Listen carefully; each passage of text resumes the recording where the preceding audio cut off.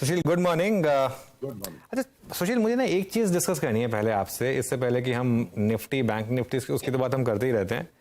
ये 3-4 Contra trades जो आपने निकाली, और वो एक बार जरा आदित्य बिरला फैशन, या फिर वो बायोकॉन, जी एंटरटेनमेंट, पेज इंडस्ट्रीज, ये सबके सब जिनके नंबर्स खराब थे या बैड न्यूज थी, लेकिन आपने कॉल दी इन सब स्टॉक्स में बाय की और वो ऑलमोस्ट सब में चली।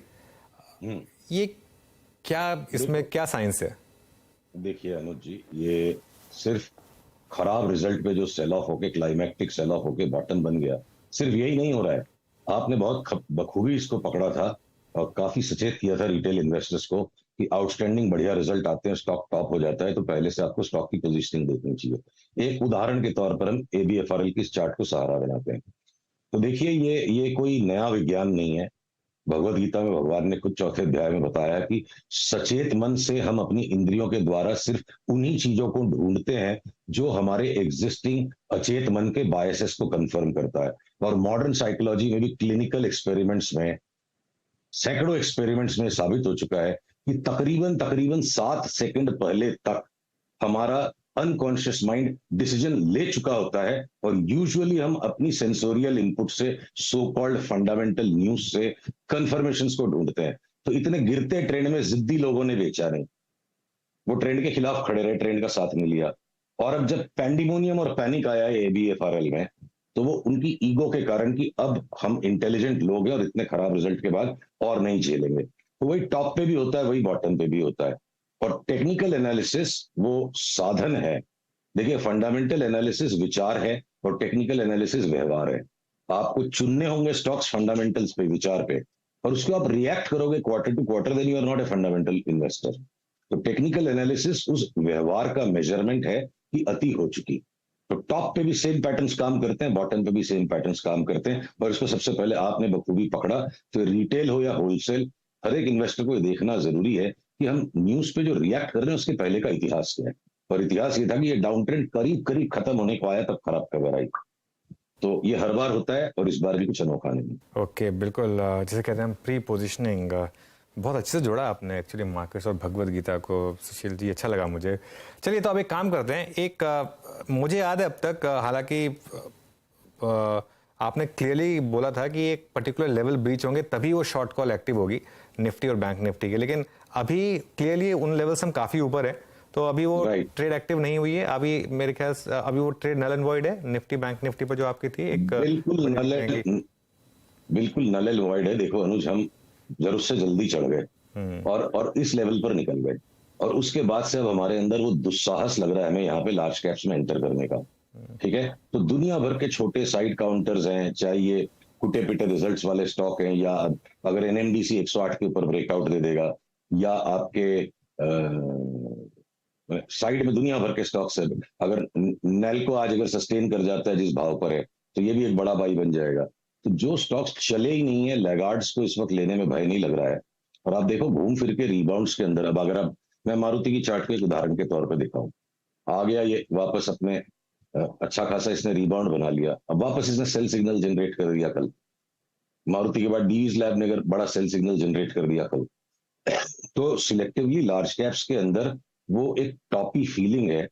तो 100, 200, 250 पॉइंट जो भी हम निफ्टी पे तरस लेंगे एक बार, पर अब इस लेट स्टेज पे उनमें अभी के अभी तो घुसना मुझे बिल्कुल मुनासिब लगता नहीं है। बैंकों के अंदर भी अगर आप देखोगे, बैंक निफ्टी ने ठीक है ऑल टाइम हाई बना लिया है, पर पास्ट में भी जब बैंक्स ने कोई बड़ा सेल ऑफ दिया, ये भी एक पुराना ऑल टाइम हाई था। तो जिस तरह का कंटिन्यूअसली डिस्ट्रीब्यूटिव पैटर्न है, जिस लेवल तक जितना कमाना लिखा था कमा लिया, अब छूट गया, हमें इसके अंदर वेट करना पड़ेगा। तो ऐसे भी पैसे अनुज हमेशा सीमित ही होते हैं। दुनिया भर के बी ग्रुप स्टॉक्स और साइड एफ&ओ काउंटर्स पे कंटिन्यूअसली हमने लगातार वीक ऑन वीक आपको भी तेजी के स्टॉक्स बताए। तो मार्जिन है कहाँ की जहां पे अभी जाके इनमें काम करें। तो यहाँ पे इनको लॉन्ग करना लार्ज कैप्स को बिल्कुल भी मुनासिब नहीं लग रहा है। देखते हैं वो शॉर्ट कॉल ट्रिगर होगी या पुल बैक में हमको अपना कॉल रिवाइज करना पड़ेगा, वो वक्त बताएगा। सुशील जी, अब एक दो स्टॉक से बात करते हैं, स्टॉक स्पेसिफिक होके। वो स्टॉक्स जो कि अब स्विंग में पार्टिसिपेट कर रहे हैं, उसी सेक्टर के बहुत सारे स्टॉक्स ने ऑल टाइम हाई क्रिएट किया, वो नहीं कर पाए थे। फॉर इंस्टेंस एक एग्जांपल रखूंगा आपकी स्क्रीन पे, अपोलो हॉस्पिटल्स 4741 इस दौर की हाईएस्ट ट्रैजेक्टरी पे ये वो 4800-4900 का जोन क्रॉस कर पाएगा? यहाँ पे कोई ट्रेड या फिर कोई कॉल नजर आ रहा है आपको अपोलो हॉस्पिटल्स में? देखिए, अपोलो हॉस्पिटल भी अब फाइनल फेज ऑफ फ्रेंजी में है। यहाँ से एंट्री बनाना टफ है। जो चल रहा है चल गया यहाँ तक। अब देखिए, हमारा इनिशियल प्रोजेक्शन यहाँ से भी और यहाँ से भी था कि हम करीब करीब इस जोन पर आएंगे। अब वो आ चुका है वहां पे। ठीक है, तो इस जगह से कोई नई तेजी बना पाना मुनासिब नहीं है। आपको डिसीजन तभी लेना चाहिए, जीवन में भी और शेयर बाजार में भी, जब तीन बातें हैं। You can estimate the cost of decision. एक डिसीजन को, एक निर्णय को लेने का क्या खर्च हो सकता है, यानी आपको एक सेंसिबल स्टॉप लॉस मालूम होना चाहिए, चार्ट में दिखाने के लिए। अनिश्चितता का भी एक हमें मूल्य आंकना होगा कि अगर हम यहाँ पे अपोलो हॉस्पिटल नहीं लेते तो आखिर कितना जा सकता है, तो प्राय हाई तक जा सकता है। और जब निर्णय अनिर्णायक परिस्थिति का कॉस्ट, एक्सपेक्टेड मूल्य अगर कम है निर्णय लेने से, तो मैं निर्णय नहीं लूंगा। इसलिए मैं अब अपोलो हॉस्पिटल यहां लूंगा नहीं। जो नीचे लिया हुआ है उसका ट्रेलिंग स्टॉप लॉस जब हिट होगा हम निकल जाएंगे। यहाँ इसको इमीडिएटली बेच दे बोलना गलत होगा, तो यहाँ एंटर नहीं कर सकते।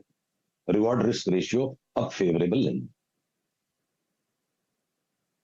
चलिए, अब रिस्क रिवॉर्ड रेशियो अपोलो को चेस करने में फेवरेबल नहीं है। अच्छा, पिछले 4-5 दिन में एक चीज और तब्दील हुई है सुशील जी, और वो है मेटल्स का चलना। और अगर आप निफ्टी मेटल इंडेक्स को देखें तो 6 फरवरी के बाद के हाईएस्ट क्लस्टर पे आके ट्रेड करता हुआ, ये आपको किस प्रकार की ट्रेड की अपॉर्चुनिटी दे रहा है? मेटल्स में आपको कोई ट्रेड मिल रहा हो तो बताइएगा, सेल ऑन राइज या फिर आप बाय के मोड में हो तो भी। देखिए, सिंपल सा काम कर सकते हैं। Steel authority of India limited ये स्विंग हाई को जब क्रॉस करे, इस स्विंग हाई को 8530 को, ये रेजिस्टेंस लाइन है। इस स्विंग हाई को जब क्रॉस करे 8535 को आप ट्रिगर बना लो, और वहां आप अगर लॉन्ग हो जाते हो, ₹2 स्टॉप लॉस पकड़ लीजिए, मोटी मोटी बात करते हैं, तो 102 तक की चाल इसमें बन सकती है। और वो 102 का प्रोजेक्शन सिंपल इन दो रेखाओं को मैं प्रोजेक्ट करके बना रहा हूँ। कोई मुझे यहाँ से long term bull market steel authority में शुरू हो गया ऐसा नहीं लगता। आप उसी तर्ज पर अगर एनएमडीसी को भी मेटल्स में ही गिन लो पल भर के लिए, इसमें सट्टा करने की बजाय अगर आप डिलीवरी का ट्रेड करते हो, पावरफुल ट्रायंगुलर पैटर्न का कंसोलिडेशन बना के, इतना बड़ा बुल रन जो हुआ पहले, उसके बाद एक बड़ा कंसोलिडेशन बना के स्टॉक बड़े ब्रेकआउट को तैयार है। तो भले एफ&ओ में भी है, अब ये ब्रेकआउट दे चुका है। यहाँ पे सट्टा करने की बजाय 2-3 रुपए की बर्दाश्त, 4 रुपए की बर्दाश्त रख के डिलीवरी लेते हैं, तो मुझे लगता है डबल भी हो जाएगा तो बड़ी बात नहीं। तो वो 6 महीने का ट्रेड है, और steel authority of India limited 2 सप्ताह का ट्रेड है। नाल्को जो एक extremely large dividend paying company है, और ये स्टॉक चला ही नहीं है। अब हो सकता है कि इसके अंदर में भी एक ये ब्रेकआउट आ चुका हो। ये ब्रेकआउट थोड़ा पुअर क्वालिटी का, इसीलिए मैं बिल्कुल टेबल थंपिंग कॉल नहीं दे रहा हूँ। पर नाल्को का स्टॉक यहाँ से लेके अगर आप ₹1-1.5 का स्टॉप लॉस लेकर के आजमाना चाहिए, और हो सकता है अगले पड़ाव में हमें 98-99 तक देखने को मिले, और उसके बाद हम फैसला करेंगे कि क्या ये एक लंबी चाल शुरू हो चुकी है 135-40 जाने के लिए। तो डिविडेंड रिच नाल्को और एनएमडीसी सट्टा करने की बजाय आप डिलीवरी लेके बैठो, और आपको शॉर्ट टर्म ट्रेडिंग करनी है तो steel authority of India limited में एक अच्छा खासा 20% का फंड अब बनता है।